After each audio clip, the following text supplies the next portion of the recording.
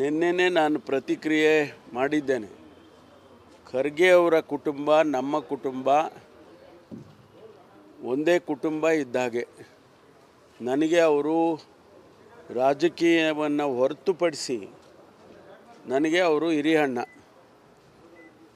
ಹಾಗಾಗಿ ನಾನು ಆಗಾಗ್ಗೆ ಅವರನ್ನು ಭೇಟಿ ಮಾಡ್ತಾ ಇರ್ತೀನಿ. ಅನೇಕ ಕುಟುಂಬದ ವಿಚಾರಗಳನ್ನು ಮಾತಾಡ್ತಿರ್ತೀನಿ. ಭೇಟಿ ಮಾಡಿದಾಗ ಎಲ್ಲ ರಾಜಕೀಯ ಮಾತಾಡೋಕ್ಕೆ ಹೋಗೋದಿಲ್ಲ. ನಿನ್ನೆ ಕೂಡ ಅದೇ ರೀತಿಯಲ್ಲಿ ನಾನು ಯಾವುದೇ ರಾಜಕೀಯದ ಚರ್ಚೆಯನ್ನು ಮಾಡಿಲ್ಲ.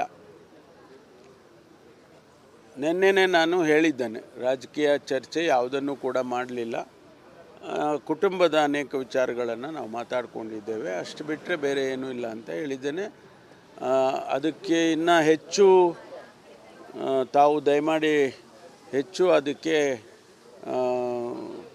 ವಿಶ್ಲೇಷಣೆಗಳನ್ನು ಮಾಡುವ ಅಗತ್ಯ ಇಲ್ಲ. ನಾನು ಯಾವುದನ್ನೂ ಮಾತಾಡಿಲ್ಲ, ಒಂದೇ ಒಂದು ಶಬ್ದ ರಾಜಕೀಯ ಮಾತಾಡಿಲ್ಲ. ಅದೇನೋ ಬೇರೆಯವರು ಏನಾರು ಮಾತಾಡ್ಕೋಬೋದು, ಆದರೆ ನಿನ್ನೆ ದಿವಸ ರಾಜಕೀಯ ಚರ್ಚೆ ಯಾವುದನ್ನು ಮಾನ್ಯ ಖರ್ಗೆ ಅವ್ರ ಜೊತೆ ಮಾತಾಡಿಲ್ಲ. ತಾವು ದೆಹಲಿಗೆ ಹೋಗೋ ಚಿಂತನೆಯಲ್ಲಿದ್ರಿ, ಆದರೆ ಅದನ್ನು ಹೋಗಿಲ್ಲ. ಹೋಗ್ತೀನಿ. ಅದಕ್ಕೇನು ದೆಹಲಿಗೆ ಹೋಗೋಕ್ಕೇನು ಏನು ತೊಂದರೆ ಇದೆ ಹೋಗೋಕ್ಕೆ?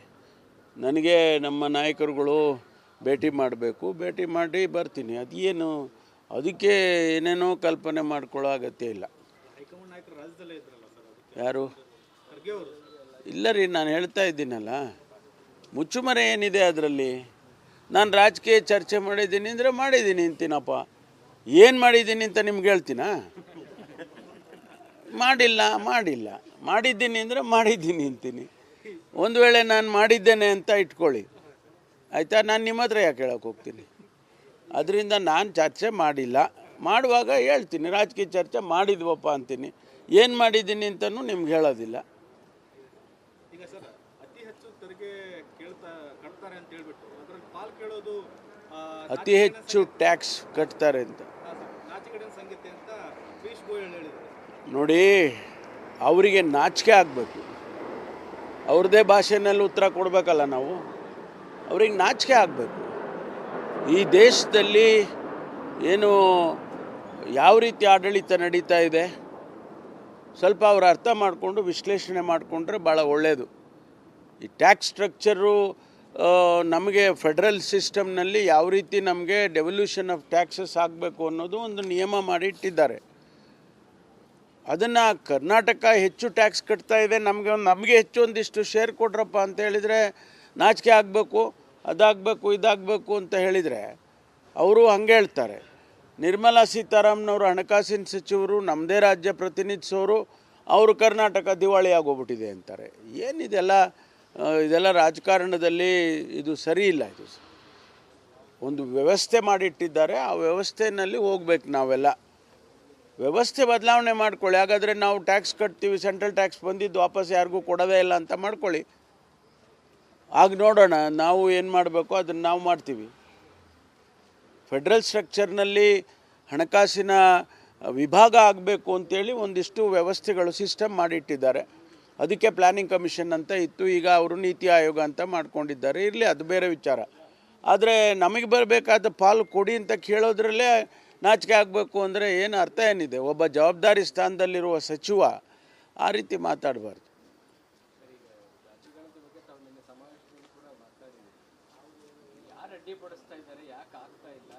ಇಲ್ಲ, ಅಡ್ಡಿ ಏನಿಲ್ಲ. ಅದು ಇನ್ನೊಂದಿಷ್ಟು ಚರ್ಚೆ ಇಂಟರ್ನಲ್ಲಿ ಡಿಸ್ಕಷನ್ಸ್ ಆಗಬೇಕು ಅನ್ನೋದು ಅಷ್ಟೇ. ಕ್ಯಾಬಿನೆಟ್ಟಲ್ಲಿ ಅದನ್ನು ಇಂಟರ್ನಲ್ಲಿ ಡಿಸ್ಕಷನ್ಸ್ ಆಗಿ ಆಮೇಲೆ ಹೊರಗೆ ತರಬೇಕು ಅನ್ನೋದು ಬಿಟ್ಟರೆ ಬೇರೆ ಏನಿಲ್ಲ. ಅದಕ್ಕೆ ಸಂದರ್ಭ ಬರಬೇಕು. ಬೇರೆ ಬೇರೆ ಸಬ್ಜೆಕ್ಟ್ಸ್ಗಳೆಲ್ಲ ಭಾಳ ಪ್ರಯಾರಿಟಿ ಮೇಲೆ ಕ್ಯಾಬಿನೆಟ್ಟಲ್ಲಿ ಚರ್ಚೆ ಆಗ್ತಾ ಇದ್ದಾವೆ. ಅದಕ್ಕೆ ಈಗ ಮುಖ್ಯಮಂತ್ರಿಗಳು ಸ್ವಲ್ಪ ಅವರಿಗೆ ಆರೋಗ್ಯದ ದೃಷ್ಟಿಯಿಂದ ಕ್ಯಾಬಿನೆಟ್ಗಳನ್ನ ಮುಂದಕ್ಕೆ ಹಾಕಿದ್ದಾರೆ. ಈಗ 17ನೇ ತಾರೀಕು MM ಹಿಲ್ಸಲ್ಲಿ ಆಗಬೇಕು ಅಂತ ಹೇಳಿದ್ದಾರೆ. ಅಲ್ಲಿ ಆ ಭಾಗಕ್ಕೆ ಸೇರಿದಂಥದ್ದು ಚಾಮರಾಜನಗರ, ಮೈಸೂರು ಆ ಭಾಗದಲ್ಲಿ ಸೇರಿದಂಥ ಸಮಸ್ಯೆಗಳ ಬಗ್ಗೆ ಚರ್ಚೆ ಮಾಡೋಣ. ಹೆಚ್ಚು ಆ ಭಾಗಕ್ಕೆ ಇರ್ತಕ್ಕಂಥ ಸಮಸ್ಯೆಗಳ ಬಗ್ಗೆ ಸಬ್ಜೆಕ್ಟ್ಗಳು ತೊಗೊಂಡು ಬನ್ನಿ ಅಂತ ಹೇಳಿದ್ದಾರೆ. ನಾವು ಇಲ್ಲಿ ಬೆಂಗಳೂರಿನಲ್ಲಿ ಭೇಟಿ ಮಾಡಿದಾಗ, ಸಂಪುಟ ಭೇಟಿ ಮಾಡಿದಾಗ ಮಾಡ್ತೀವಿ. ದೇಶದಲ್ಲಿ ಅತಿ ಹೆಚ್ಚು ಮೆಟ್ರೋ 40% ಏರಿಕೆ ಇರ್ತಿದ್ದು ರಾಜ್ಯದಲ್ಲಿ ಮಾತ್ರ. ಅದು ಮೆಟ್ರೋದವರು ಇಂಡಿಪೆಂಡೆಂಟ್ ಆರ್ಗನೈಸೇಷನ್ನು, ಅವರು ಸರ್ಕಾರದ ಇದರಲ್ಲಿ ಇಲ್ಲ ಅವರು ಅದಕ್ಕೆ ಒಬ್ಬ CMDಯನ್ನು ಮಾಡಿಟ್ಟಿದ್ದಾರೆ, ಕೇಂದ್ರ ಸರ್ಕಾರ ಮಾನಿಟರ್ಡು. ಹಾಗಾಗಿ ಅವರಿಗೇನು ಎಕ್ಸ್ಪೆಂಡಿಚರ್ ಆಗ್ತಾಯಿದೆ ಮತ್ತು ಅವ್ರ ಖರ್ಚು ವೆಚ್ಚ ನೋಡಿಕೊಂಡು ಅವ್ರು ಮಾಡಿರ್ತಾರೆ. ಮಲ್ಲಿಕಾರ್ಜುನ್ ಖರ್ಗೆ ಅವರು ಹೇಳಿದ್ರು ಕುಂಭಮೇಳಕ್ಕೆ ಹೋದಾಗ ಏನು ಬಡತನ ಕಡಿಮೆ ಆಗಿಲ್ಲ. DCM ಅದನ್ನ ಈಗ ಬಿಜೆಪಿ ವೆಲ್ಕಮ್ ಮಾಡ್ತಾ ಇದೆ, ಅಧ್ಯಕ್ಷರಿಗೆ ಹೇಳ್ತಾರೆ, DCM ಸ್ನಾನ ಮಾಡ್ತಾರೆ. ನಾನು ಕಾಮೆಂಟ್ ಮಾಡಲ್ಲ ಅದಕ್ಕೆ. ನೋಡ್ರಿ, ನಮ್ಮಗಳು ಈಗ ಪ್ರತಿಯೊಬ್ಬ ವ್ಯಕ್ತಿಗೂ ಕೂಡ ಅವ್ರದ್ದೇ ಆದಂಥ ಅಭಿಪ್ರಾಯಗಳಿರ್ತವೆ, ಅವ್ರದ್ದೇ ಆದಂಥ ಭಾವನೆಗಳಿರ್ತವೆ. ಅದನ್ನು ನಾವು ಗೌರವಿಸ್ಬೇಕಷ್ಟೇ. ಅದಕ್ಕೆ ಸಂವಿಧಾನದಲ್ಲಿ ಅವಕಾಶ ಕೊಟ್ಟಿರೋದು. ಅದಕ್ಕೆ we respect each others faith and opinion. ಅದು ಬಿಟ್ಟು ಅದು ಹಂಗಂದ್ರು, ಇವ್ರು ಹಿಂಗಂದ್ರು, ಅವ್ರು ಹಂಗಂದ್ರು, ನೀವು ಹೆಂಗಂದ್ರಿ ಅಂದರೆ ನಾವು ನಮ್ಮದೇ ಆದ ಅಭಿಪ್ರಾಯ ಇರುತ್ತೆ. ಅದನ್ನು ನಾವು ಸಾರ್ವಜನಿಕವಾಗಿ ನಾವು ಹೇಗೆ ಅದನ್ನು ಇದು ಮಾಡೋದು, ಟೀಕೆ ಟಿಪ್ಪಣಿಗಳನ್ನು ಮಾಡೋಕ್ಕೆ ಹೋಗೋದಿಲ್ಲ. ನಿನ್ನೆನೇ ನಾನು ಪ್ರತಿಕ್ರಿಯೆ ಮಾಡಿದ್ದೇನೆ. ಖರ್ಗೆ ಅವರ ಕುಟುಂಬ ನಮ್ಮ ಕುಟುಂಬ ಒಂದೇ ಕುಟುಂಬ ಇದ್ದಾಗೆ. ನನಗೆ ಅವರು ರಾಜಕೀಯವನ್ನು ಹೊರತುಪಡಿಸಿ ನನಗೆ ಅವರು ಹಿರಿಯಣ್ಣ. ಹಾಗಾಗಿ ನಾನು ಆಗಾಗ್ಗೆ ಅವರನ್ನು ಭೇಟಿ ಮಾಡ್ತಾ ಇರ್ತೀನಿ, ಅನೇಕ ಕುಟುಂಬದ ವಿಚಾರಗಳನ್ನು ಮಾತಾಡ್ತಿರ್ತೀನಿ. ಭೇಟಿ ಮಾಡಿದಾಗ ಎಲ್ಲ ರಾಜಕೀಯ ಮಾತಾಡೋಕ್ಕೆ ಹೋಗೋದಿಲ್ಲ. ನಿನ್ನೆ ಕೂಡ ಅದೇ ರೀತಿಯಲ್ಲಿ ನಾನು ಯಾವುದೇ ರಾಜಕೀಯದ ಚರ್ಚೆಯನ್ನು ಮಾಡಿಲ್ಲ. ನಿನ್ನೆನೇ ನಾನು ಹೇಳಿದ್ದೇನೆ, ರಾಜಕೀಯ ಚರ್ಚೆ ಯಾವುದನ್ನು ಕೂಡ ಮಾಡಲಿಲ್ಲ. ಕುಟುಂಬದ ಅನೇಕ ವಿಚಾರಗಳನ್ನು ನಾವು ಮಾತಾಡ್ಕೊಂಡಿದ್ದೇವೆ, ಅಷ್ಟು ಬಿಟ್ಟರೆ ಬೇರೆ ಏನೂ ಇಲ್ಲ ಅಂತ ಹೇಳಿದ್ದೇನೆ. ಅದಕ್ಕೆ ಇನ್ನೂ ಹೆಚ್ಚು ತಾವು ದಯಮಾಡಿ ಹೆಚ್ಚು ಅದಕ್ಕೆ ವಿಶ್ಲೇಷಣೆಗಳನ್ನು ಮಾಡುವ ಅಗತ್ಯ ಇಲ್ಲ. ನಾನು ಯಾವುದನ್ನೂ ಮಾತಾಡಿಲ್ಲ, ಒಂದೇ ಒಂದು ಶಬ್ದ ರಾಜಕೀಯ ಮಾತಾಡಿಲ್ಲ. ಅದೇನೋ ಬೇರೆಯವರು ಏನಾರು ಮಾತಾಡ್ಕೋಬೋದು, ಆದರೆ ನಿನ್ನೆ ದಿವಸ ರಾಜಕೀಯ ಚರ್ಚೆ ಯಾವುದನ್ನು ಮಾನ್ಯ ಖರ್ಗೆ ಅವ್ರ ಜೊತೆ ಮಾತಾಡಿಲ್ಲ. ತಾವು ದೆಹಲಿಗೆ ಹೋಗೋ ಚಿಂತನೆಯಲ್ಲಿದ್ರಿ, ಆದರೆ ಅದನ್ನು ಹೋಗಿಲ್ಲ. ಹೋಗ್ತೀನಿ. ಅದಕ್ಕೇನು ದೆಹಲಿಗೆ ಹೋಗೋಕ್ಕೇನು ಏನು ತೊಂದರೆ ಇದೆ ಹೋಗೋಕ್ಕೆ?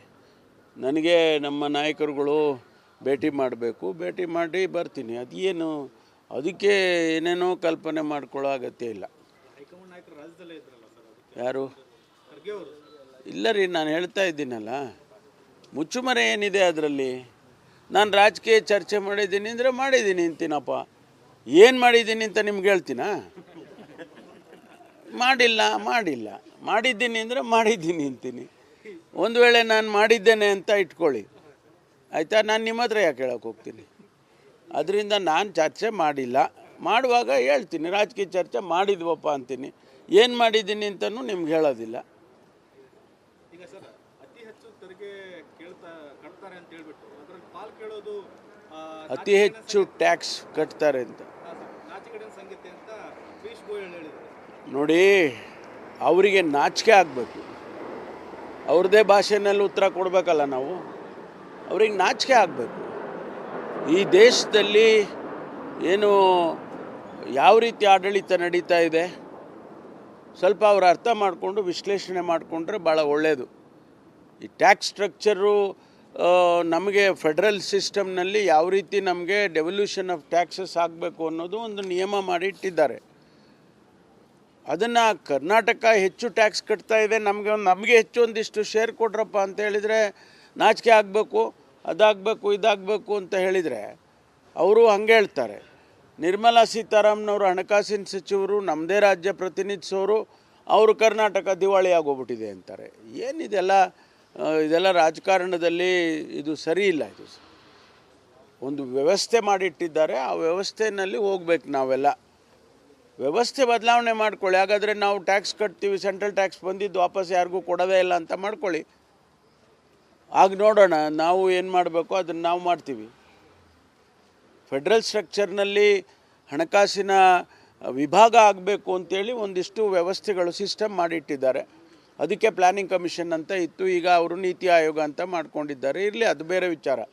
ಆದರೆ ನಮಗೆ ಬರಬೇಕಾದ ಪಾಲು ಕೊಡಿ ಅಂತ ಕೇಳೋದ್ರಲ್ಲೇ ನಾಚಿಕೆ ಆಗಬೇಕು ಅಂದರೆ ಏನು ಅರ್ಥ ಏನಿದೆ? ಒಬ್ಬ ಜವಾಬ್ದಾರಿ ಸ್ಥಾನದಲ್ಲಿರುವ ಸಚಿವ ಆ ರೀತಿ ಮಾತಾಡಬಾರ್ದು.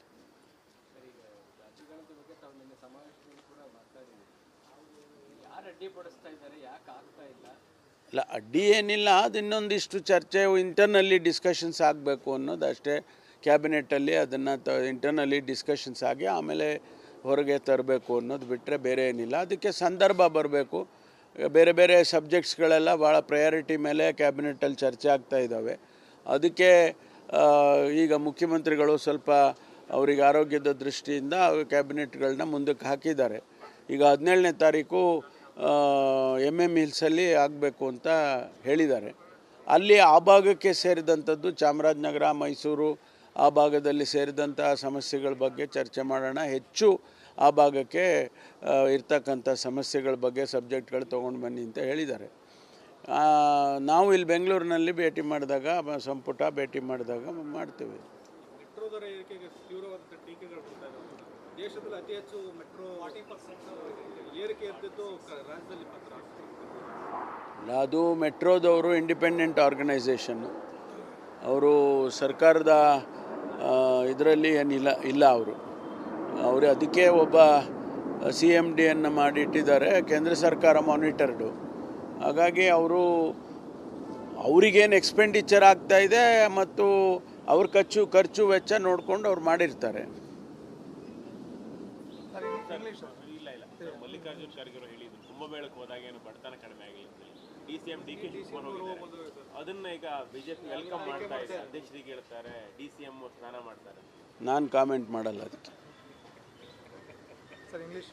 ನೋಡ್ರಿ, ನಮ್ಮಗಳು ಈಗ ಪ್ರತಿಯೊಬ್ಬ ವ್ಯಕ್ತಿಗೂ ಕೂಡ ಅವ್ರದ್ದೇ ಆದಂಥ ಅಭಿಪ್ರಾಯಗಳಿರ್ತವೆ, ಅವ್ರದ್ದೇ ಆದಂಥ ಭಾವನೆಗಳಿರ್ತವೆ. ಅದನ್ನು ನಾವು ಗೌರವಿಸ್ಬೇಕಷ್ಟೇ. ಅದಕ್ಕೆ ಸಂವಿಧಾನದಲ್ಲಿ ಅವಕಾಶ ಕೊಟ್ಟಿರೋದು. ಅದಕ್ಕೆ we respect each others faith and opinion. ಅದು ಬಿಟ್ಟು ಅದು ಹಂಗಂದ್ರು, ಇವ್ರು ಹಿಂಗಂದ್ರು, ಅವ್ರು ಹಂಗಂದ್ರು, ನೀವು ಹೆಂಗಂದ್ರಿ ಅಂದರೆ ನಾವು ನಮ್ಮದೇ ಆದ ಅಭಿಪ್ರಾಯ ಇರುತ್ತೆ. ಅದನ್ನು ನಾವು ಸಾರ್ವಜನಿಕವಾಗಿ ಅದನ್ನು ನಾವು ಹೇಗೆ ಅದನ್ನು ಇದು ಮಾಡೋದು? ಟೀಕೆ ಟಿಪ್ಪಣಿಗಳನ್ನು ಮಾಡೋಕ್ಕೆ ಹೋಗೋದಿಲ್ಲ.